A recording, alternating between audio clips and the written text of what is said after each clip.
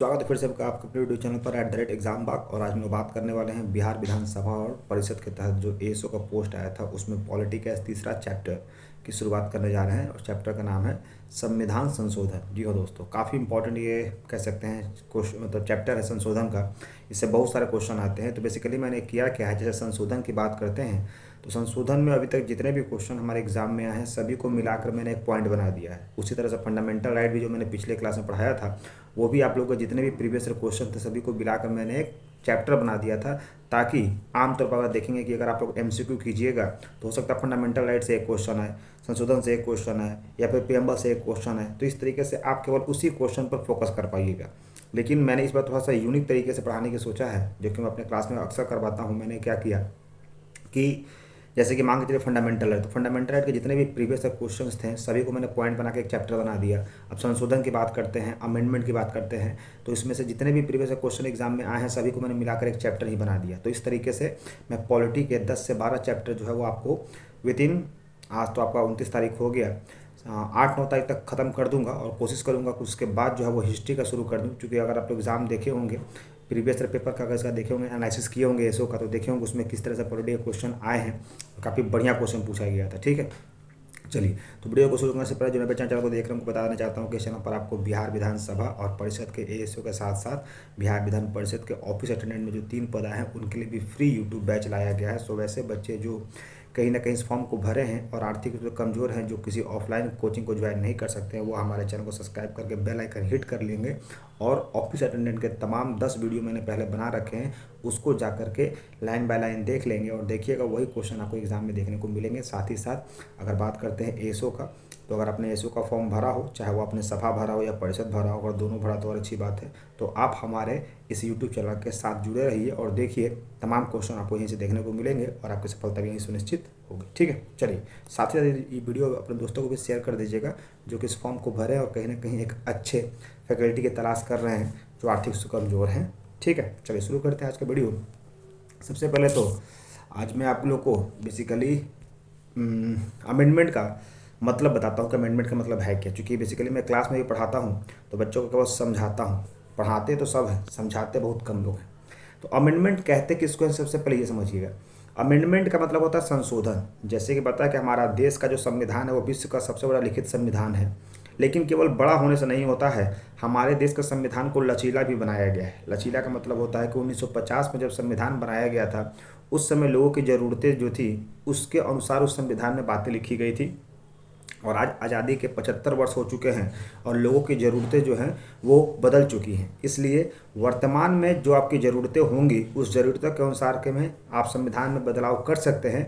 इसे ही हम लोग संशोधन कहते हैं। यानी वक्त के साथ अपने लोगों के विकास और कल्याण के लिए जो बदलाव संविधान में किया जाता है उसी बदलाव को हम लोग संशोधन कहते हैं। अब दो क्वेश्चन आता है, संशोधन को किस अनुच्छेद में रखते हैं और किस भाग में रखते हैं। तो भाग 20 में रखते हैं और अनुच्छेद रखते हैं 368। यहाँ गलती से टाइपिस्ट ने गलती कर दिया है, 360 लिख दिया है। 360 इमरजेंसी होती है, लेकिन संशोधन को रखा जाता है 368। ठीक है, उसके बाद सेकंड पॉइंट की अगर मैं बात करता हूँ, parliament can not amend those provision which form the basic feature of constitution, this was ruled by supreme court in Keshavananda Bharati case. यानी केशवानंद भारती केस अक्सर क्वेश्चन आता है कि किस साल हुआ था, तो 1973 में हुआ था। और इसमें पूछा गया था, सुप्रीम कोर्ट ने कहा था कि जो पार्लियामेंट है, संसद है, वो हमारे संविधान की जो बेसिक स्ट्रक्चर है उसमें बदलाव नहीं कर सकती है। हालांकि फिर बाद में ये देखा गया कि संविधान चाहे तो हमारे संविधान के किसी भी चीज़ों को मतलब कह सकते हैं बदलाव कर सकती है अगर जनता की डिमांड हो। अब बात होती है कि संशोधन कितने प्रकार के होते हैं, ये भी एग्जाम में क्वेश्चन आए हुए हैं और अच्छे खासे क्वेश्चन लेवल होते हैं। संशोधन 3 प्रकार की होती है। एक सामान्य संशोधन जिसको आप लोग बोलते हो सिंपल, उसके बाद एक होता है बहुमत मेजोरिटी, और तीसरा होता है मेजोरिटी के साथ साथ राज्यों का भी समर्थन। जैसे बाय द वे मान लीजिए कोई भी तरह का छोटा छोटा बिल है, जैसे कि मान लो किसी एक राज्य की खुद की समस्या है और वो चाहता है कि उस राज्य में संशोधन करवाया जाए, तो कोई छोटे मुद्दों पर अगर संशोधन करना होता है तो पहला करते हैं जिसको बोलते हैं सिंपल मेजोरिटी। यहाँ पर आई थिंक दिया होगा, हाँ यहाँ पर देखिए, अमेंडमेंट बाय सिंपल मेजोरिटी। जैसे कि कोई छोटे मोटे ऐसे संविधान में संशोधन करना है जिससे बहुत लोगों को दिक्कत ना हो, ना फिर उसका प्रभाव पड़े, तो उसको हम लोग बदलते हैं सिंपल मेजॉरिटी से, ठीक है। लेकिन कोई ऐसा जिससे कि बहुत लोगों को उससे प्रभाव पड़े, तो उसको हम लोग बदलते हैं स्पेशल मेजॉरिटी से। और एक ऐसा जिससे पूरे देश को उससे प्रभाव देखने को मिले, जैसे कि CAA और NRC की अगर बात करते हैं, NRA की बात करते हैं, या फिर CAA की बात करते हैं सिंपली, तो इसमें क्या होता है कि मुख्य रूप से आप देखे होंगे कि हर राज्य के, यानी स्पेशल मेजॉरिटी तो 2/3 से लोकसभा, 2/3 से राज्यसभा से तो पास होगा ही होगा, साथ ही साथ जो होगा वो राज्यों के भी विधानसभाओं से उसे पार करना होगा। हालांकि ऐसा बहुत कम देखने को मिलता है जिसमें देश और राज्य दोनों के संविधान सभा से इसे पास कराने की आवश्यकता पड़े। वो तभी होगा जब हमारे देश के कोई बहुत बड़े बदलाव की आवश्यकता पड़े, ठीक है। चलिए अब बात करते हैं कुछ इंपॉर्टेंट अमेंडमेंट जहाँ से एग्जाम में क्वेश्चन आए हैं। क्वेश्चन आए कहीं, ये क्वेश्चन ही है, केवल मैंने इसको पॉइंट में लिख दिया है। सबसे पहले क्वेश्चन आया था कि देश में सबसे पहला संशोधन कब हुआ था, तो आज़ादी के यानी संविधान लागू होने के अगले वर्ष ही 1951 में। और वो संशोधन क्या था, तो हमारे जो 8 शेड्यूल थे उसमें एक और शेड्यूल जोड़ा गया, 9 शेड्यूल। यानी संविधान जब बना था तो टोटल कितने शेड्यूल थे, 8 शेड्यूल। उसके बाद जो है वो 9वां शेड्यूल 1 साल बाद ही जोड़ दिया गया था, ठीक है। जिसमें हम लोग क्या जोड़े थे, तो जिसमें हम लोग सोसाइटी को देखे थे, ठीक है। Society basically in the sense आप कह सकते हो कोऑपरेटिव सोसाइटी जो थे वो जोड़ा गया था, ठीक। नेक्स्ट बात करते हैं, या फिर लैंड रिफॉर्म बिल भी जोड़ा गया था इसी में। जो 9वां शेड्यूल था उसमें लैंड रिफॉर्म बिल के बारे में भी था, भूमि बदलाव अधिनियम जो थे। नेक्स्ट बात करते हैं 7वां संशोधन कब हुआ था, तो 1956 में हुआ था। इसमें भारत में सबसे पहले राज्यों का गठन उसके भाषा के आधार पर किया गया था, जो कि आंध्र प्रदेश था। तो ये भी कभी कभी पूछता है कि आंध्र प्रदेश का गठन जो है वो किस संशोधन के द्वारा हुआ था, तो 7th अमेंडमेंट के द्वारा हुआ था। कब हुआ था, 1956। नेक्स्ट बात करते हैं 10th अमेंडमेंट जो कि 1961 में हुआ था। और इसमें क्या हुआ था, तो जो 10वां संशोधन हुआ था उसमें दादर और नागर हवेली जो थी उसको यूनियन टेरिटरीज का दर्जा दिया गया था। और साथ ही साथ जब इसे यूनियन टेरिटरी का दर्जा दिया गया तो इसे संविधान के किस शेड्यूल में रखा गया, तो इसे रखा गया अनुसूची 1 में, ठीक है। नेक्स्ट बात करते हैं क्वेश्चन नंबर 13 अमेंडमेंट की अगर बात करते हैं तो ये कब हुआ था, 1963 में हुआ था। और 1963 की बात करते हैं तो इसमें किया क्या गया था, तो भारत में नागालैंड का राज्य के रूप में स्थापना किया गया। यानी नागालैंड जो पहले भारत में था लेकिन राज्य नहीं था, लेकिन 13वें संशोधन जो कि 1963 में हुआ था, इसके द्वारा नागालैंड को भारत का राज्य का दर्जा दिया गया। नेक्स्ट बात करते हैं 15वां संशोधन जो कि 1963 में हुआ था। 15वां संशोधन में ये किया गया था कि बहुत सारे राज्यों में क्या देखा गया था कि जजेस के जो रिटायरमेंट एज था वो 60 साल था, लेकिन फिर कहा गया कि नहीं, जो जजेस का रिटायरमेंट जो एज होगा वो काफ़ी जल्दी हो जा रही है, इसे बढ़ा करके 60 से 62 कर दिया गया।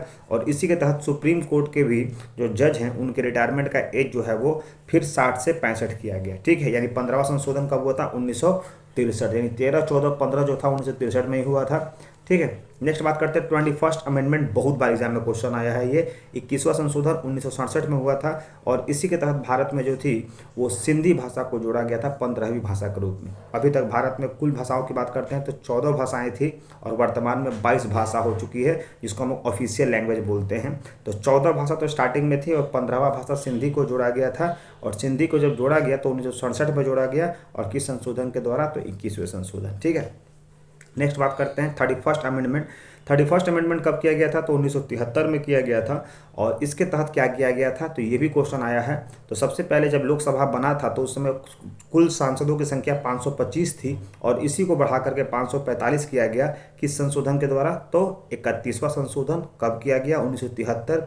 और ये भी कहा गया कि आने वाले 2025 यानी अभी तक इसकी संख्या नहीं बढ़ाई जाएगी, इसकी संख्या 2047 तक नहीं बढ़ाई जाएगी। देखना, यानी 545 जो है जनसंख्या सांसद, इनकी संख्या वर्तमान में भी इतना ही रहेगी, आवश्यकता पड़ने में बढ़ाई जाएगी। अब देखिए क्या होता है, ठीक है। यानी ये तो क्वेश्चन आता ही है कि जो 545 सांसद की जो अभी वर्तमान संख्या है ये किस संशोधन द्वारा की गई थी, तो 31वां संशोधन कब किया गया था, 1973 में, ठीक है।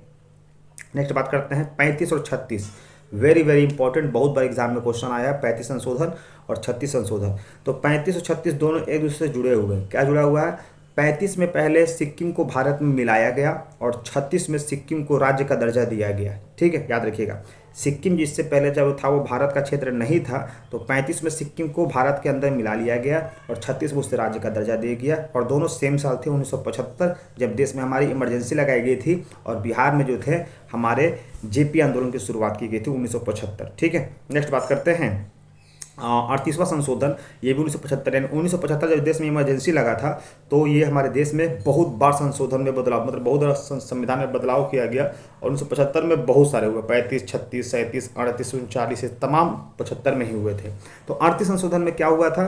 तो 38 संशोधन में ये कहा गया कि राज्यपाल राज्यों में और राष्ट्रपति पूरे देश के लिए जो ऑर्डिनेंस जारी करता है उसको कहा गया कि आप जो भी ऑर्डिनेंस जारी कीजिएगा उस ऑर्डिनेंस को जुडिशियल रिव्यू से बाहर रखा जाएगा। यानी ऑर्डिनेंस क्या होता है? तो अध्यादेश होता है, और अध्यादेश तब लागू होता है जब राज्य में विधानसभा या फिर विधान परिषद सत्र में ना हो, या फिर देश में लोकसभा या राज्यसभा सत्र में ना हो। उस समय राष्ट्रपति अपने आदेश को लागू करवाता है, जिसे अध्यादेश कहा जाता है। और अगर इस समय अध्यादेश जारी होगा तो वहाँ पर उसके बाद उसकी कोई समीक्षा नहीं होगी कि आपने ये किससे पूछकर या क्यों आपने ये आदेश जारी किया था। ठीक है, तो ये हुआ 38वां संशोधन। नेक्स्ट बात करते हैं 39वां संशोधन। 39वां संशोधन 1975 में हुआ था, जिसमें 3 लोगों के मुख्य रूप से इलेक्शन जो थे प्रेसिडेंट के थे, वाइस प्रेसिडेंट के थे और प्राइम मिनिस्टर के थे। इन तीनों को जुडिशियल रिव्यू से बाहर रखा गया, यानी इनकी न्यायिक समीक्षा नहीं की जा सकती है। Next very important, very important 42वां संशोधन। इसे हम लोग संविधान मिनी कॉन्स्टिट्यूशन भी कहते हैं, यानी इसे हम लोग छोटा संविधान भी कहते हैं। क्यों कहते हैं? क्योंकि इसमें इतने सारे चीज़ ऐड किए गए संविधान में। सबसे पहले तो 3 वर्ड जोड़े गए थे, सेकुलर, सोवरेन और सोशलिस्ट। ये 3 शब्द जोड़े गए थे हमारे प्रियम्बल में। उसके बाद हमारे डीपीएसपी में एक शब्द जोड़ा गया था, participation of worker in industries, यानी इंडस्ट्रीज़ में हमारा जो व्यापार है उसमें वर्कर की पार्टिसिपेशन बहुत ज़रूरी है, ये जोड़ा गया था। इसलिए हम लोग इसे मिनी कॉन्स्टिट्यूशन भी कहते हैं। संविधान में उस दिन बहुत सारी चीज़ें ये जोड़ी गई थी 42वें संशोधन के द्वारा। उसके बाद अगर आप लोगों ने कल मेरी क्लास देखी होगी तो मैंने बताया था कि एक संपत्ति का अधिकार था जिसे कि कानूनी अधिकार बना दिया गया था, वो 44वें संशोधन के द्वारा ही बनाया गया था। और ये कब हुआ था? 1978। यानी 42 और 44 दोनों मौलिक अधिकार को आपको अच्छे से याद रखना है। 42 तो ऐसे भी विधि संविधान के रूप में है, चूँकि बहुत सारी चीज़ जोड़े गए थे, जिसमें से मैंने कुछ चीज़ें आपको बता दी, और 44वां तो मैंने कल आपको क्लास में ही बताया था। नेक्स्ट बात करते हैं 52 संशोधन, जो कि 1985 में हुआ था। इसी के तहत जो है वो दल बदल कानून, जैसा कि आपने देखा कि संविधान जब बना था तो केवल 8 अनुसूचियाँ थी और अगले साल ही 9 अनुसूची जोड़ी गई। उसके बाद 51 से 85, यानी नियर अबाउट कह सकते हैं 34 साल का समय इंतजार हुआ, और उसके बाद हमारे संविधान में 10वीं अनुसूची को जोड़ा गया, जिसको बोलते हैं दल बदल कानून। इसी के तहत आप लोग देखते होंगे कि कोई भी विधायक जो है वो मेन टाइम पर चुनाव से पहले जो है वो एक पार्टी को छोड़कर दूसरे पार्टी का हाथ पकड़ लेता है। जैसे आप लोग देखे होंगे कि अभी भीमा भारती जो है वो जदयू से छोड़कर आरजेडी से पूर्णिया से सांसद के रूप में टिकट लड़ रही है।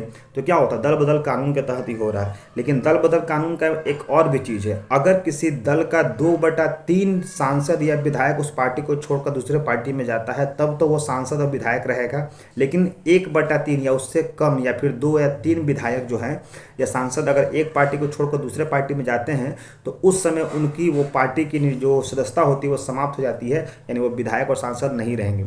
इसलिए आप गौर करेंगे कि जब भी चुनाव होता है तो चुनाव से ठीक पहले 1-2 महीना पहले, जैसे कि अभी चल रहा है आचार संहिता लागू होने से पहले जो होता है, वो तमाम नेता जो है वो दल बदलू करते हैं, दल को बदलते हैं। अगर यहाँ से उनको लगता है कि इस बार टिकट नहीं मिलने वाला है तो वहाँ सड़ जाते हैं, वहाँ वाला को लगता है कि वहाँ से नहीं मिलने वाला तो यहाँ सड़ जाते हैं। और इसी के तहत दल बदल कानून जो है वो भारत में एक सबसे बड़ा कानून बदलाव के रूप में नेताओं की सुविधा के लिए बनाया गया कि नेता जो है वो कुछ भी समाज में कर सकते हैं समाज की सेवा के लिए। ठीक है, नेक्स्ट बात करते हैं 61st अमेंडमेंट। ये भी एग्जाम में क्वेश्चन आया हुआ है।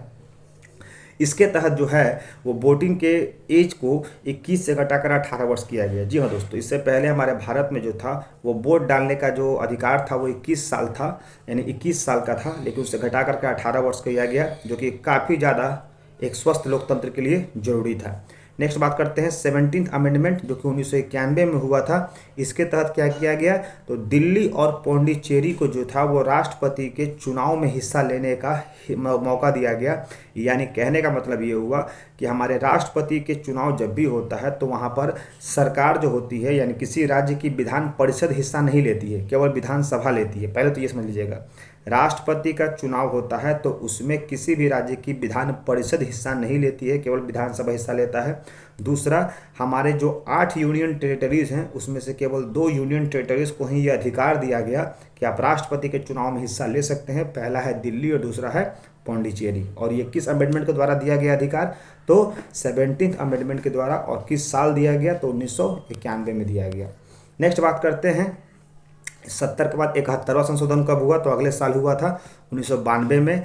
तो हम लोगों ने 15वीं भाषा तो सिंधी देखी थी। 16वीं भाषा कौन जोड़ी गई? तो कोंकणी, उसके बाद मणिपुरी, उसके बाद नेपाली, यानी कुल मिलाकर के 15, 16, 17, 18 भाषा हमारे पास वर्तमान में ऑफिशियल घोषित हो गई थी। कब? 1992 तक, जो कि 71वां संशोधन के द्वारा। और भाषा को किस अनुसूची में रखा जाता है? तो 8वीं अनुसूची में रखा जाता है। ठीक है, क्लास के लास्ट में आपको अनुसूची भी तरीके से रटवा देंगे, समझा देंगे किस तरीके से हम लोग अनुसूची को याद करते हैं। ठीक है, ट्रिक से।